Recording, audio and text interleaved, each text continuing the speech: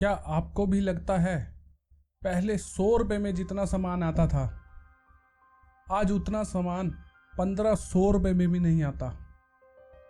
क्या आपने महसूस किया है कि पेट्रोल के दाम बढ़ते हैं तो सब्जियां महंगी हो जाती हैं, दूध महंगा हो जाता है, बस का किराया बढ़ जाता है और यहाँ तक कि घर बनाने का खर्चा भी बढ़ जाता है। लेकिन क्या आपने कभी सोचा है आखिर ऐसा क्यों हो रहा है? भारत दुनिया की सबसे तेजी से बढ़ती अर्थव्यवस्थाओं में से एक है, फिर भी आम आदमी की जेब पर बोझ लगातार क्यों बढ़ रहा है? आखिर ऐसा क्या हुआ कि प्रधानमंत्री नरेंद्र मोदी को लोगों से कहना पड़ा अभी सोना खरीदने से बचिए? क्या देश किसी आर्थिक संकट की ओर बढ़ रहा है?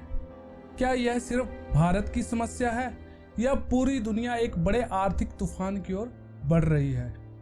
आज की इस वीडियो में हम महंगाई का पूरा सच जानेंगे, वो सच जो शायद आपको कहीं और सुनने को नहीं मिलेगा। तो वीडियो को अंत तक जरूर देखें, क्योंकि अंत में आपको बताऊंगा कि आने वाले 5 सालों में भारत की अर्थव्यवस्था कैसी हो सकती है। आखिर महंगाई होती क्या है? दोस्तों, महंगाई एक ऐसा शब्द है जो हम रोज सुनते हैं, लेकिन बहुत कम लोग इसे सही तरीके से समझते हैं। मान लीजिए 2010 में 10 रुपए में मिलने वाली चीज आज 25 रुपए की हो गई है। इसका मतलब है क्या वह चीज ज्यादा कीमती हो गई है? नहीं, असल में आपके पैसों की ताकत कम हो गई है।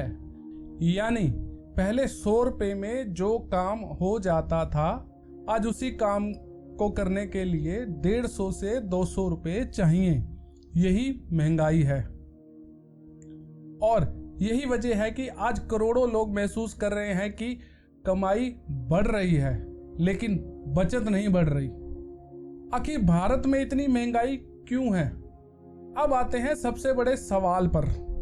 भारत में महंगाई आखिर बढ़ क्यों रही है? इसके पीछे एक नहीं बल्कि कई बड़े कारण हैं। पहला कारण तेल। भारत दुनिया का तीसरा सबसे बड़ा तेल आयात देश है। मतलब हम अपनी जरूरत का ज्यादातर तेल विदेश से खरीदते हैं। अब सोचिए, अगर तेल महंगा हो जाए तो क्या होगा? ट्रक महंगे चलेंगे, बसें महंगी चलेंगी, फैक्ट्रियों का खर्च बढ़ेगा और आखिरकार हर चीज महंगी हो जाएगी। यानी तेल महंगा तो देश महंगा। दूसरा कारण युद्ध। रूस यूक्रेन युद्ध, मध्य पूर्व में तनाव, अमेरिका और ईरान के बीच टकराव, इन सब ने दुनिया की सप्लाई चेन को प्रभावित किया है। जब सामान की सप्लाई कम होती है तो कीमतें बढ़ जाती हैं। इतिहास गवाह है, युद्ध सिर्फ सैनिकों को नहीं मारता, वह आम आदमी की जेब भी खाली करता है। तीसरा कारण रुपया। जब डॉलर मजबूत होता है और रुपया कमजोर तो विदेश से आने वाला हर सामान महंगा हो जाता है। तेल, इलेक्ट्रॉनिक्स, मशीनें, सब कुछ। और यही असर आखिरकार आम आदमी तक पहुंचता है। मोदी ने सोना खरीदने से मना क्यों किया? अब आते हैं उस सवाल पर जिसने लाखों लोगों को हैरान कर दिया। आखिर मोदी ने ऐसा क्यों कहा कि लोग कुछ समय तक सोना खरीदने से बचें? दोस्तों, भारत में सोना सिर्फ गहना नहीं है, यह भावनाओं से जुड़ा हुआ है। शादी हो, त्योहार हो या कोई शुभ काम हो, भारतीय परिवार सोना जरूर खरीदते हैं। लेकिन एक सच्चाई और है, भारत अपना ज्यादातर सोना विदेशों से खरीदता है। यानी जब हम सोना खरीदते हैं तो देश से अरबों डॉलर बाहर जाते हैं। अब सोचिए, अगर उसी समय तेल भी महंगा हो और देश को तेल खरीदने के लिए भी डॉलर चाहिए हो तो सरकार क्या करेगी? यही कारण है कि सरकार लोगों से अपील करती है कि जरूरी चीजों पर ध्यान दें। और कुछ समय तक सोना ना खरीदें। ध्यान रहे, यह कोई प्रतिबंध नहीं है, कोई कानून नहीं था, बस एक आर्थिक सलाह थी। संकट में है, यह सवाल बहुत लोग पूछते, क्या भारत भी श्रीलंका जैसा बन सकता है? क्या भारत की अर्थव्यवस्था खतरे में है? सच्चाई यह है कि भारत की अर्थव्यवस्था अभी भी दुनिया की सबसे तेजी से बढ़ने वाली अर्थव्यवस्थाओं में से एक है। भारत के पास बड़ा विदेश मुद्रा भंडार है, बड़ी आबादी है, मजबूत बाजार है, लेकिन इसका मतलब यह नहीं कि चुनौतियां नहीं हैं।